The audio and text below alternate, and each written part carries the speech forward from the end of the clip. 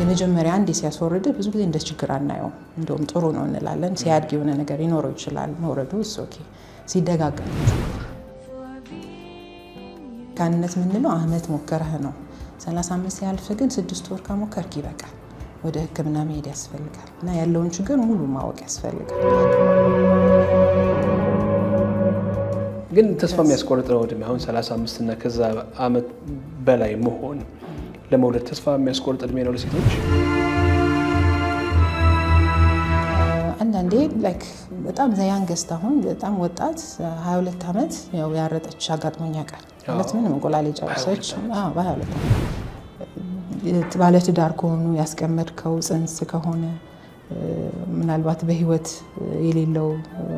እናትዮ ማለት ሴቷ ከሆነች ያው ዲስካርድ ነው የምታረገው እንደዛ ባለቤትም ባይኖር